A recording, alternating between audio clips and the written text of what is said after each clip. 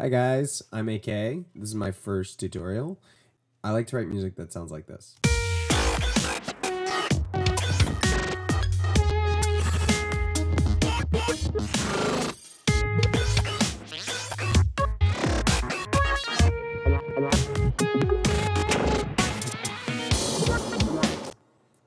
Anyone who has tried to write glitch music before knows how long it can take to get to all of the final parts of your song, where you have all the slices cut out that you want to use, and you have all the sounds dialed in. So I'm going to share with you 3 techniques that I use to sort of get to the result faster. So let's keep it really simple here. I have 3 loops, and we're going to try each of the different techniques on each of the first loops. Now, all these techniques are based on the same general principle of taking a really short envelope and applying it to a loop at a length that is less than the loop length. Because in Ableton, you can create envelopes that repeat over and over again, and they don't have to go through the full length of the bar. In order to expose this menu, we just click on the loop, and then we expose our little envelope box if that's not exposed. And here's where all the magic is going to happen for us. Normally, by default, we have it set up so we can perform modulation on a bunch of different things within the clip. We can modulate volume, transposition, that sort of thing. And it should be noted that that is connected to with the algorithm that we're using if the audio is warped here. This trick I'm using actually will only work for warped audio. So your audio will have to be warped to mangle it in the way that we're going to. But volume automation is great. We can draw in like things that go down, and volume will go down, come back up. But what I like to do is, instead of having an envelope that is the full length of the bar, is to click this linked button and unlink the envelope. Make sure it's a loop, so that will probably be enabled by default. And then take the length down here. So now what we have, and I press play, and I'll just put it to something like just a beat or something like that. And I'll loop this audio. Now it's running through this envelope every single beat. So if we draw in some automation here,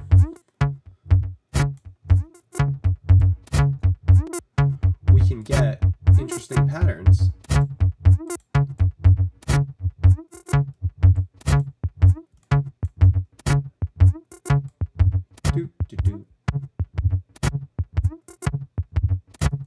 By doing that, and one of the cool things is we're not locked to leaving this envelope the same size. We can make it sort of an awkward size. Create some weird fuzziness. We can bring it back out. Where this becomes cool and interesting, and I'll just clear this envelope, is let's say we actually have some real percussion that's happening here. I'll put this on a different track than my voice. Let's say we have some real percussion. We can easily emulate a sort of a side chaining effect or feel on the loop by creating an envelope that's happening on every beat and dumping the volume.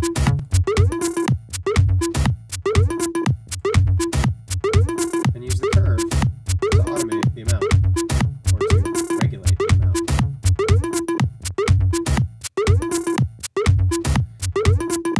This technique can get really interesting if you create some interesting times and draw in a pattern that just ducks the volume. You can hear how it's falling on the expected time with an extra 2 beats here. You can just sort of play with that in your mix, and that stays with the clip. So if I were to, drag this clip around, put it somewhere else, or even like chop it up and move part of it, it tracks where the envelope would have been, and it puts it right in place there. All right, so let's talk about using the same technique on something like a drum sample. Now, volume is interesting, but we have so many other things we can modulate here, and do that in the same way with these little envelopes to create these cool stuttering patterns. So one of the things I love to use is the transposition modulation.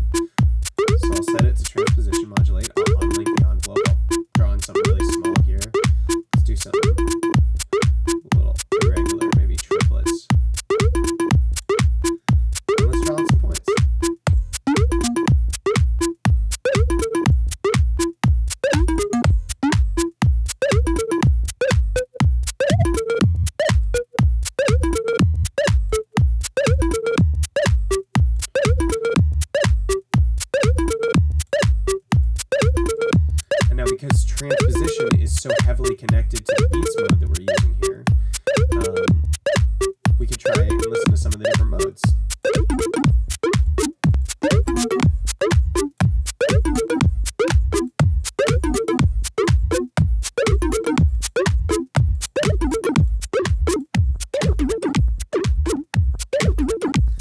like beats the best, and let's dial in something that's a bit more percussive.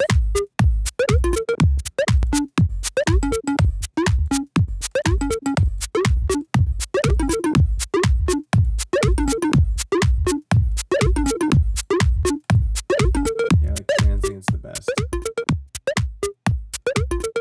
Something just simple like that.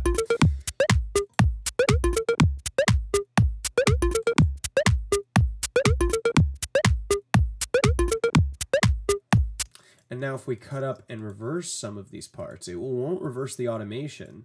So we can create, and I'm just going to do a couple things at random here. So we can create some even cooler patterns using the normal techniques that one would use for, you know, chopping up audio in arrangement mode.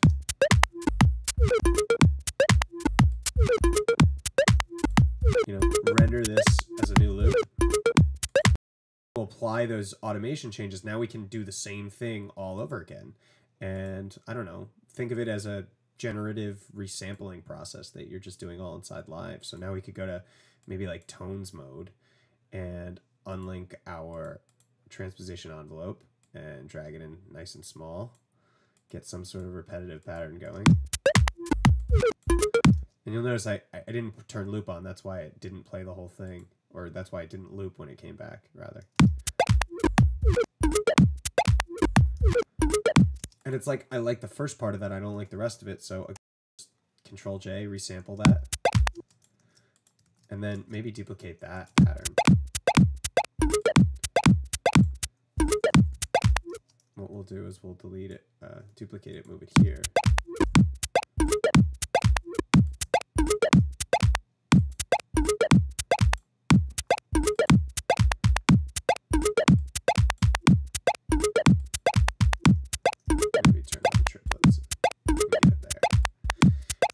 Like we took a sample and we made it our own, and we could totally use this in a song.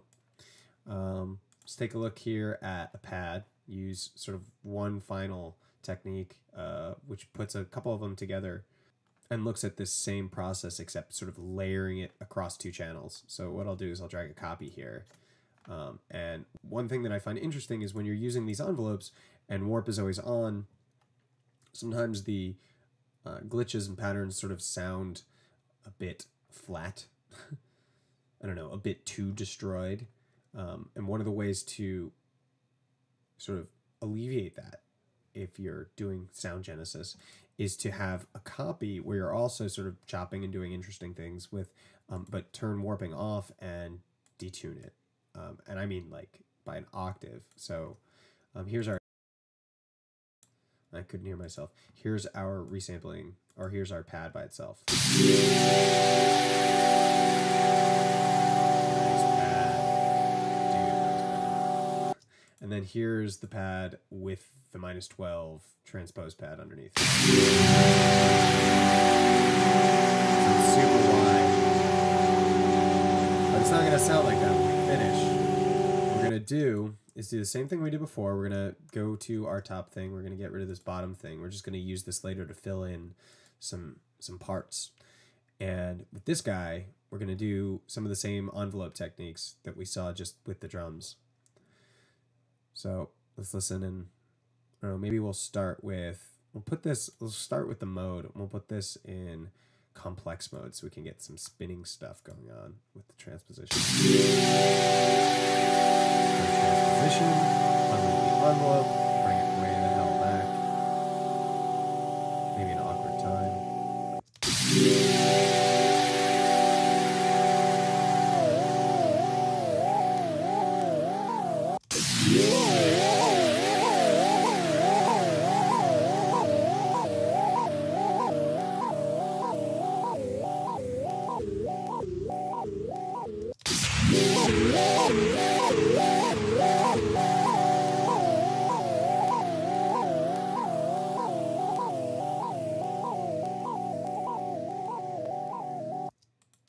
Then maybe let's play with, well, let's go forward. Let's resample that mode. Let's try texture. Texture is cool because it gives you grain size and flux. So you can take something like this and jack up the pitch. You get really really cool rippy sound when the grain size is really small. So let's do actually something with the grain size. Let's put the grain size here. That's going to be its maximum. Now we're going to go here to grain size. And because when you do this, you only can set modulation. You're not choosing the parameter's absolute value. It makes sense to set the thing up so that this is the maximum, and then we're going to write, you know, less than that into our automation envelope. So like if we wanted it to be all the way at the bottom, it would start at 0, maybe come up and then sort back down. So I like this, but I want it to be a bit longer.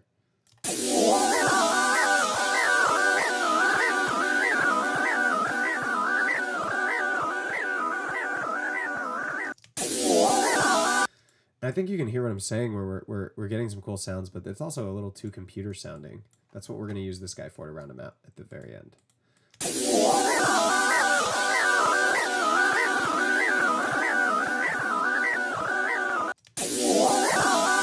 Flux is cool. Let's do something with flux. Same way. I think you can type those values in. Let's do a really crazy modulation on flux that goes really fast. Maybe just something like this.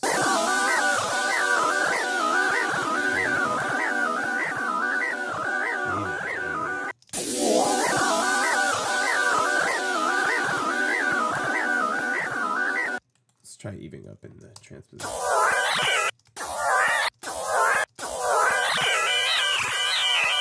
Cool, I'm liking that out. And now what we're gonna do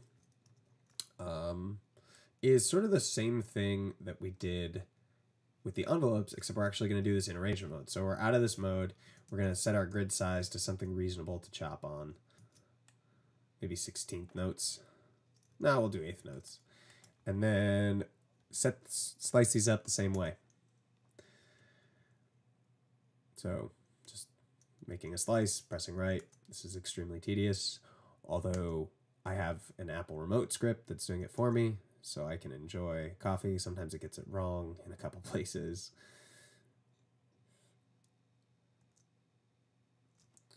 And we don't need to go much further. But basically what we're going to do is mix in our glitched parts with the original sample.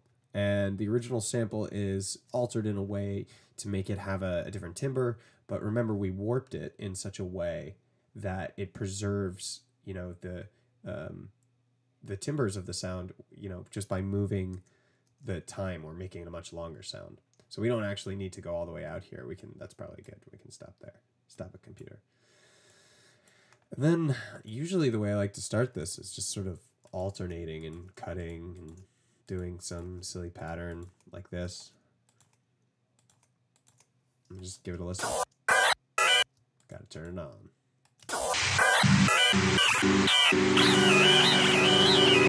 And then I'm hearing them and I'm like, well, they might sound good together. And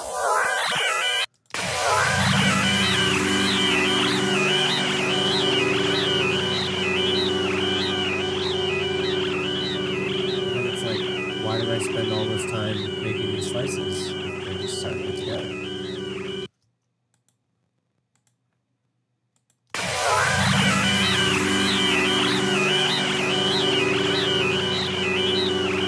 All right, but if we wanted to take this and not make it a pad, because it's such a pad right now, such a pad.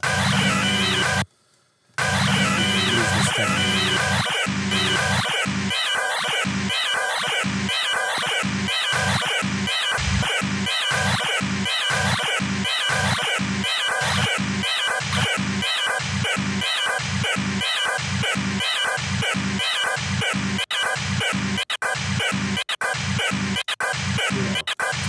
Something to do here.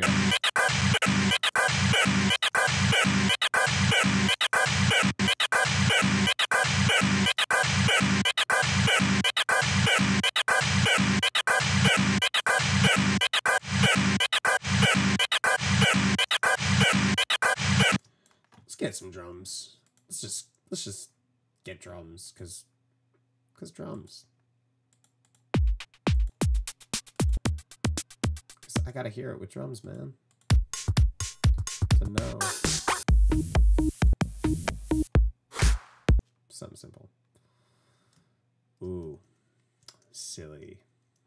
Silly me, triplet grid.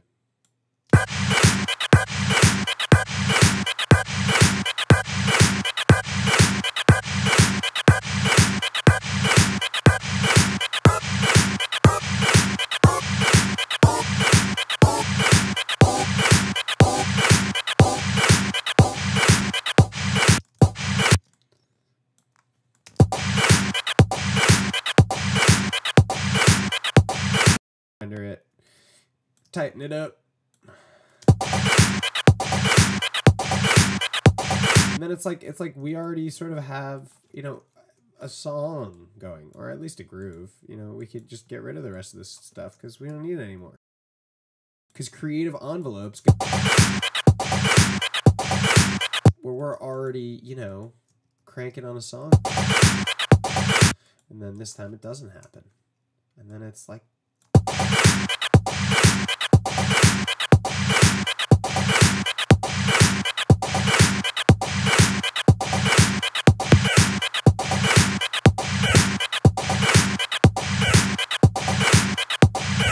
and you know, from there, like, whatever, bring in a MIDI envelope, bring in a MIDI synth, you know, have fun with it. It's supposed to be fun.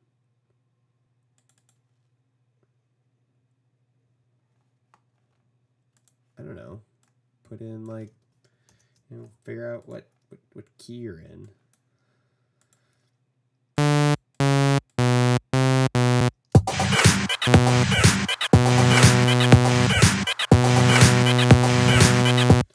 Yay, we got massive. And if you've done your diligence, you have your own presets.